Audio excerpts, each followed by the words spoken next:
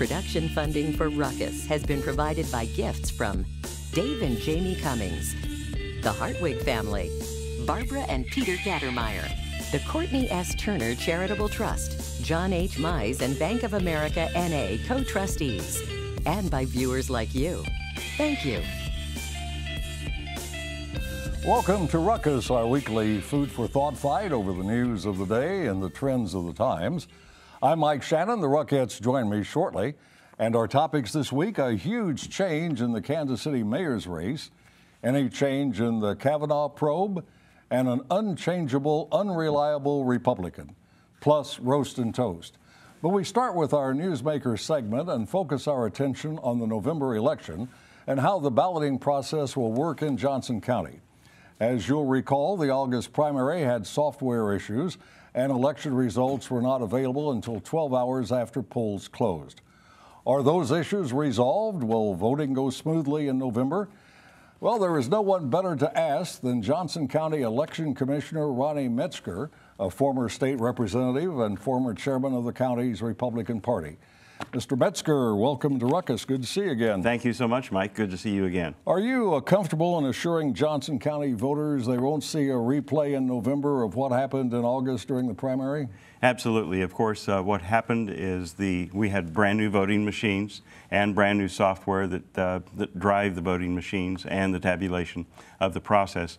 The ballots were cast at the polling location and tabulated within the machines at the time. The machines all worked well, and the votes were cast and they were secure and everything was accurate. There was never a question about the integrity or the accuracy of the count.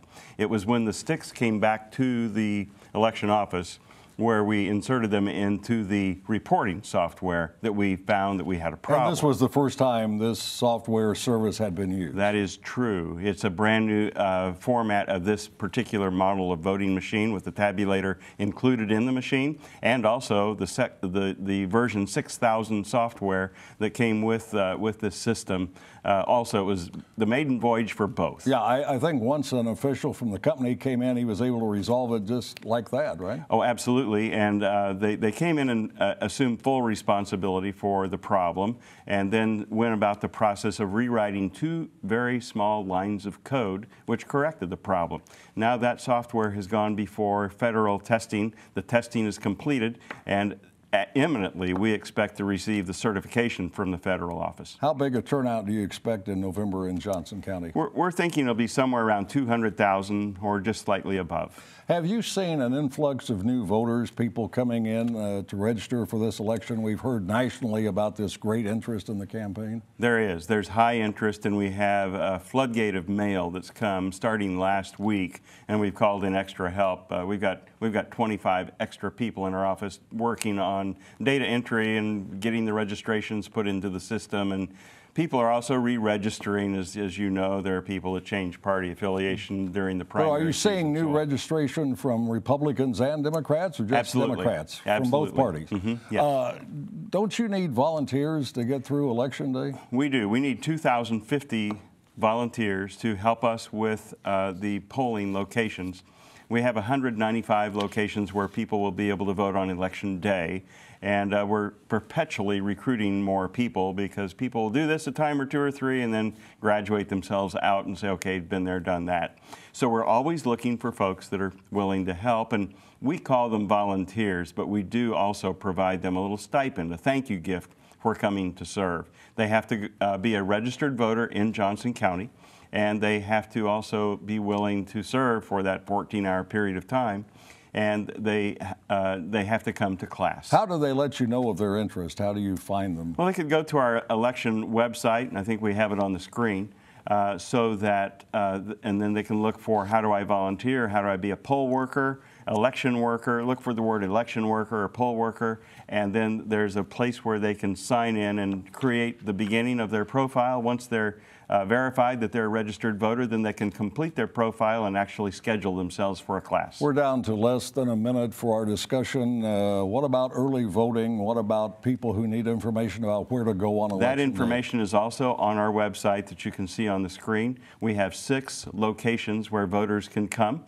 and it's very exciting. exciting. In the presidential election, 60% of the people who voted in advance. And so we encourage voters to vote early because it's fun, fast, and flexible. Easy to vote anymore, is it not? Absolutely. All right, sir. Great to see you. Thank you very much for coming in. We'll look forward to quick results on Election Day, November the 6th. It will be good. It will be dazzlingly fast. All right, sir. Thank you very much. That is Ronnie Metzger, the Johnson County Election Commissioner. Now let's meet the panel and start a ruckus. Annie Presley is an author, publisher, and political fundraiser. Patrick McInerney is a former prosecutor, now in private practice with Spencer Fain. Lisa Johnston is a columnist and consultant, and Ron Freeman is a motivational speaker and writer. It is good to see all of you, and thanks very much for coming in. In a stunning development, the man considered the front runner in next year's mayor's race in Kansas City, Missouri, Jason Kander, has taken himself out of the running. Kander cites depression and PTSD, apparently related to his military service. An Army veteran, Kander spent some time in Afghanistan. In previous political campaigns, Kander has been elected to a seat in the Missouri House and served as Missouri Secretary of State, losing a close race for the U.S. Senate in 2016. Kander says he will now focus on his mental health. So what does Kander's decision do to the already crowded mayor's race in Kansas City, Missouri? Let's start with Patrick. Well, between hitting the reset button and turning everything upside down, I think it does quite a bit. He was the odds-on in terms of money and popularity and political ability. With him out of the race, I think the dynamics are now completely different. I'm not smart enough to figure out whose way it breaks just yet. I think we need to sit around for another 48 hours and figure out who else is going to get into the race. And that will have its own dynamic as well. Do you think it's safe to assume that Jolie Justice, member of the City Council, who was in the mayor's race but dropped out in deference to Kander when he dropped in, I mean, that's will the get word. back in? Yeah, that's the word right now. Until she gets in, she's not in. And I think if she gets in, she has her own significant challenges once she jumps in. I think there are a lot of folks that are going to say, you know, we're used to 8 years of a guy who doesn't mind swinging and doesn't mind getting in the ring, and we want to know that that is going to continue. There's an effort to get her in. There's definitely a petition going around, and she's getting a lot of calls, no doubt. And I do think that she would be in better shape than one might think, given the loss of fundraising opportunity. But she and Kander have kind of the same people who go with them. Well, that's why she dropped out, right? Well, I think she dropped out mostly because he had reached out to her and suggested that it would be difficult, and she just didn't want that ugly race and was able to be run again for her current seat and continue her work on the airport. So I think it's great, and I do hope Jolie gets in. And Kander still holds a bunch of sway here. I mean, I know he's paying attention, as he should, to his family and himself. He's got a lot of money, and he has a lot of folks that were interested. I read this morning he's giving it back to his donors. He is. He's got a lot of sway, though, when it comes to raising money. He has a lot of sway when it comes to his crowd, so I don't think that he's completely out of this race. Ron, what do you think some of the issues will be that will dominate the mayor's race in Kansas City? Well, I think on the bigger part, you know, issues in Kansas City, I mean, there's always going to be taxes, there's always going to be education, there's always going to be crime. But I think on Jolie Justice situation, you have a person who made an adult decision, who said that it's best for the city, for the community, that I take this path, and she gets back in. I think she's going to have she will be, I think, the front runner rather quickly. Do you think there'll be some other people, Lisa, who will now look at this race and say, maybe I should get in?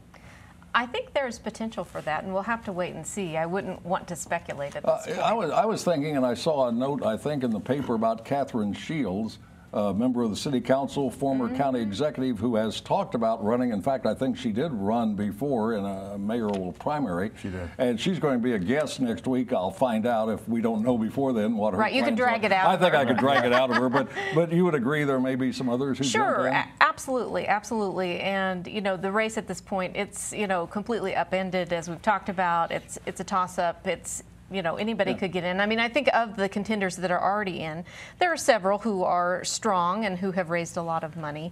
Scott Taylor, Steve Miller, and Quentin Lucas all have a reasonable bank account, so it's going to be competitive. Somebody has to break through. Somebody has to punch through and talk about the vision for the city and talk about continuing the momentum that we've enjoyed for the last 7, 8, 9, 10 years, and how that gets done and where that momentum goes. What about Sly James? Do you think, I know he's not going to run, he can't run, he's term limited, but do you think he'll get behind one of the candidates? I thought he had been very supportive of Jolie Justice back when she was planning to run. Very much so, and he relied on her to move forward some of these more prickly decisions. But I think the fact that there are already 5 council members running, Jolie would make 6. He choosing will be pretty much a sticky wicket, but I wouldn't be surprised if he did. Let me mention the names of those I think are still in the race. Mayor Pro Tem Scott Wagner, council members Quentin Lucas, Scott Taylor, and Jermaine Reed, Councilwoman Alicia Kennedy, businessman Phil Glenn, construction attorney Steve Miller, and community activist Rita Berry. Did I leave anybody out?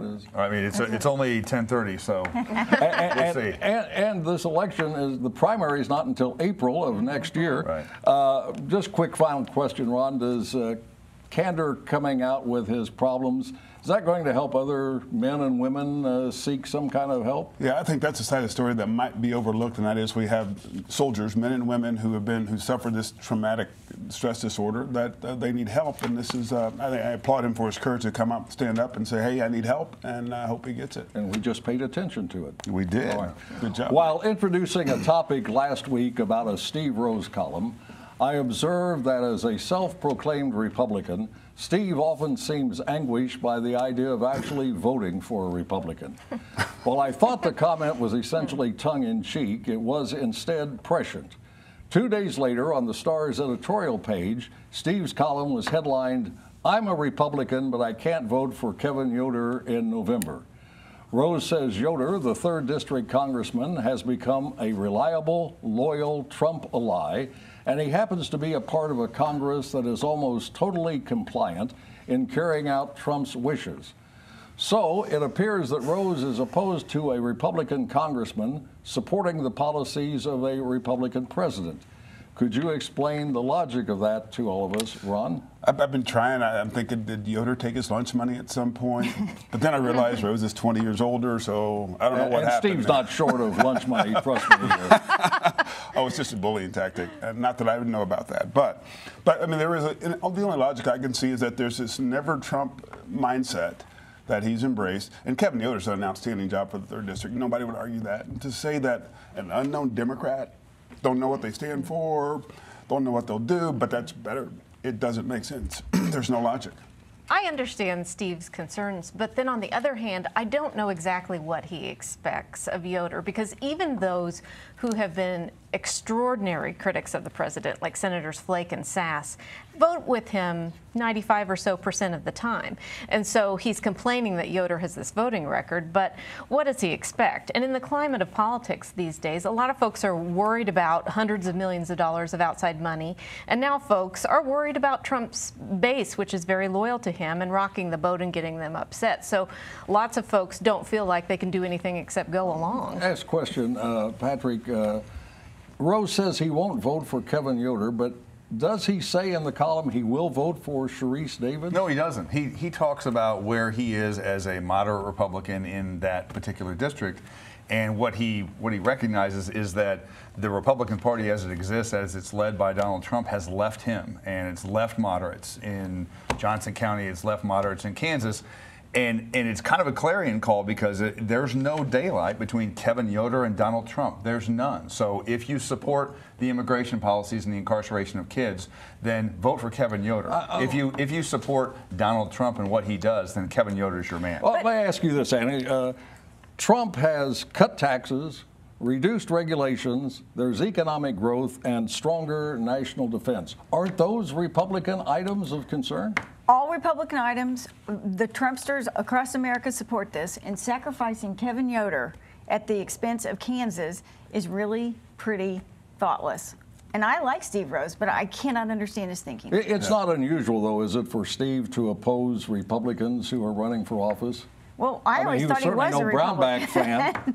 Well, yeah, I mean, he has proclaimed himself to be a Republican. I know here's what Kevin Yoder's done, though. He's made this easy. Because there's no daylight, if you support Donald Trump, then you ought to vote for Kevin Yoder. He's made it easy because he's in a bear hug. Well, but he makes the point also in the column that if you're a Republican member of Congress and the president is a Republican, that is probably better for the district that you live in. But he also, do you agree with that? But he also makes the point that Kevin Yoder is a national representative. Yeah. He's part of a national legislative body. That's a great argument for the state Senate in Kansas or for the state House in Kansas, but he also has a responsibility to the country beyond his district. I think Steve sees himself as a moderate Republican, and he feels that the party has gone too far to the right for his taste. And I think that that's why he's trying to parse this. But he stopped cutting short. taxes right-wing? Yeah. Is cutting regulations right wing? But do you have to for 8 years, Kevin Yoder has been a good congressman. Well, no, you have to take the whole menu.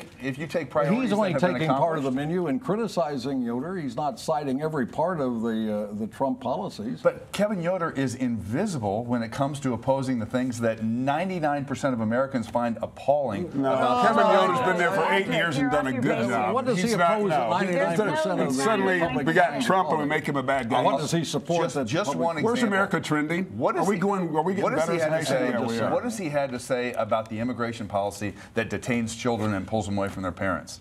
Zero. I think he's But opposed what it, have has he not? most Republican elected officials had to say? Does that make it right? It doesn't make it right at all. Does that make him disqualified? It doesn't make it right at all. Does that disqualify? But we have an absence of leadership I thought they on were both following sides a of the court aisle. decision that said you can't keep these kids for more than a certain period of time. And now we find out that they're moving them under cover of night into tent cities along the Texas-Mexico border. And we found out it happened under Obama, too. But you know, wow. that didn't happen under Obama. Right, yes, it did. I'll tell you who you didn't hear from anything was Kevin Yoder. And you should have. So back to this question about having a member of Congress in the same party as the president and what that does to the district that he represents and that Steve Rose lives in. How is that advantageous? Well, I would think it's always advantageous. The bigger thing is you're going to have a Republican majority in Congress. If you want a minority that you don't know about what she's going to do, or a guy you know you can count on, which one do you want to go with? And I think it's pretty simple. Kevin Yoder's a guy to be in the third district. But if Yoder or the member of Congress from the 3rd District wants federal funding for a certain project, and it's a Republican member of Congress asking the administration of a Republican president, isn't that a more likely deal to That's what you want to have in play. Existence? That's why it makes no sense what he's trying to say here. So finally, you're a Johnson County, aren't you? I Lisa? am. Do you think Johnson County Republicans depend on Steve Rose to guide their political thinking? Well, I'm sure that there are some who do read Steve's columns and do respect what he has to say. But ultimately, ultimately on Election Day, people are going to make their own decisions. And I think, you know, this race could literally go either way. By the way, Steve is scheduled to be in the panel next week, and I will give him ample opportunity to express his views, as I always have, and he always does. The old saying, "It ain't over till it's over," must certainly ring true for Supreme Court nominee Brett Kavanaugh.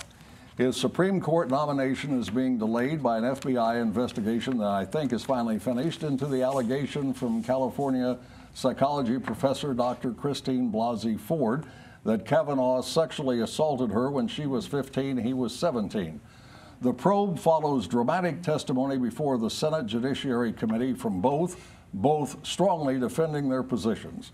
The riveting testimony has swamped social media, and the fate of the nomination is still unsure at best.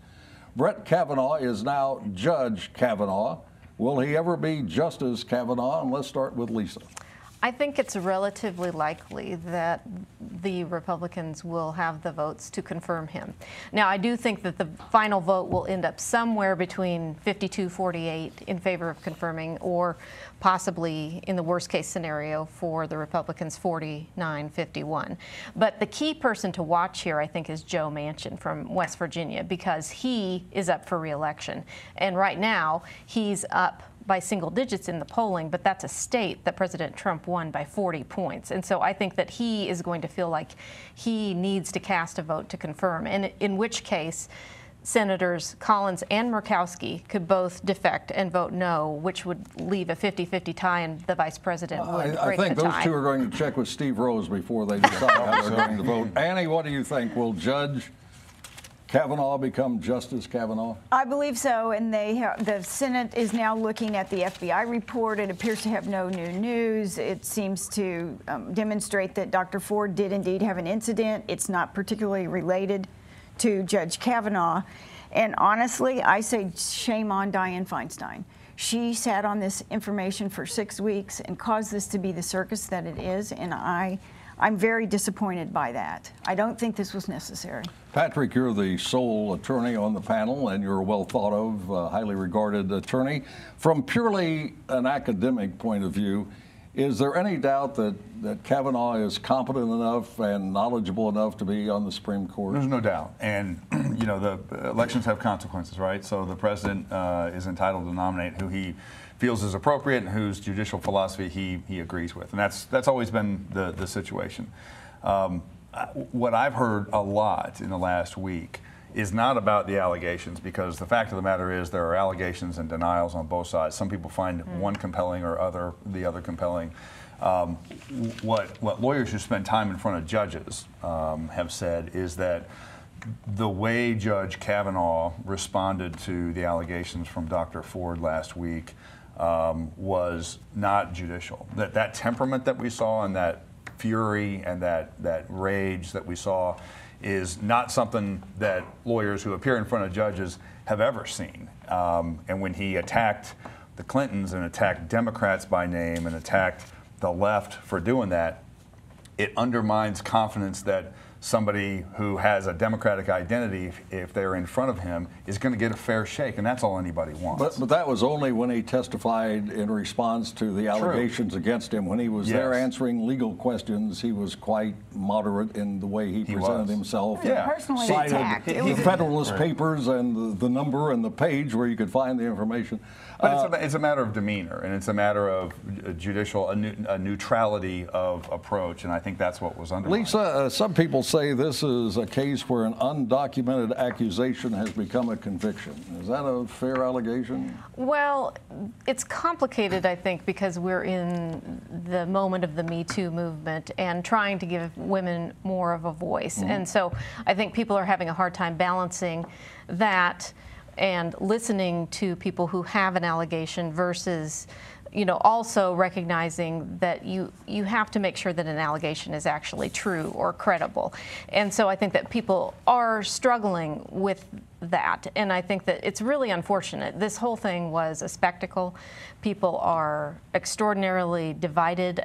Regardless of how this comes out, people are going to be angry at the end of it, and I think it's been really unhealthy for us as a country. And Ron, Dr. Ford really had nothing to gain by coming forward and delivering her testimony before the Judiciary Committee? Oh, I think she had something. What that is, I don't know, but she had to have a motivation for coming forward. And if it was just to derail his nomination, maybe it was to tell what she believes is the truth. You have to take her at her word on that. Well, I don't think you have to. I think what you have a situation here is that she had a motivation. What it was, we don't know. We know that it's been difficult to corroborate her case. It happened when they were in high school. So there's a lot of unanswered questions here. So there's a problem there. I don't know why she felt it was necessary. I bloodied the process. It didn't really condemn Kavanaugh. It just created a media circus, is all it did. Quickly, would you say Kavanaugh was justified in being angry when he appeared the last time before the Judiciary Committee? His parents, his wife, and his 2 young daughters were there at practically every moment, and I would expect a man to defend his own honor if he were not guilty. All right, now we're going to head to the soapbox for Roast and Toast, where the Ruckettes have 30 seconds each to illustrate, commiserate, or obliterate. And let's start with Annie. Today, I'm so excited to toast Dr. George P. Smith. He is from the great University of Missouri in Columbia. He's a chemist, and he's the first professor from Mizzou to get a Nobel Prize.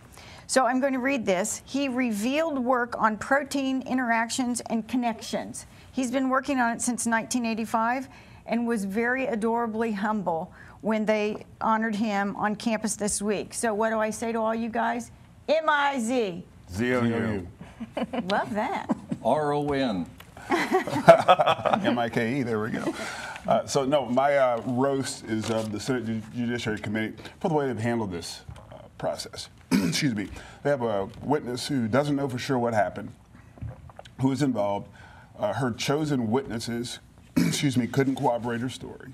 It happened in high school, and again, not to say that's an excuse for anything or justification. Nobody knows the facts, and so here we go, and the credibility is just not there. And we allowed this to go run amok and really, excuse me, in my opinion, hurt the country. All right, Patrick. On a lighter note, I'm going to roast the Milwaukee Royals for making it to the postseason with some of our favorite folks, Lo Cain and Moose. I cheer those guys on. I hope they move past the first round. And if we can't be there ourselves, then we might as well have our alums in the mix. All right, and Lisa? A bipartisan roast for Republican Senator Mitch McConnell and Democratic Senator Dianne Feinstein, who both have argued to keep the investigation information from the public. A summary of the Kavanaugh investigation can be provided to the people without violating the confidentiality of interviewees. The American people deserve to know the outcome of the investigation so that they can make a determination about their opinion about the allegation, as well as the confirmation vote of the senators. And finally, here is a toast to the Renaissance Festival running weekends through October 14th, and especially to palm reader Jean Rowe. She read my palms and concluded, I'm intelligent, successful, healthy, and have a long lifeline. As she put it, perhaps thinking of Ruckus, you'll be annoying people for a long time. You're here. You can't argue with science. And that's Ruckus for this week. We're back next Thursday at a special time, 8:30, following the Missouri Senate debate between Claire McCaskill and Josh Hawley. Now for the Ruckettes and the crew, I'm Mike Shannon saying thanks very much for watching and good night.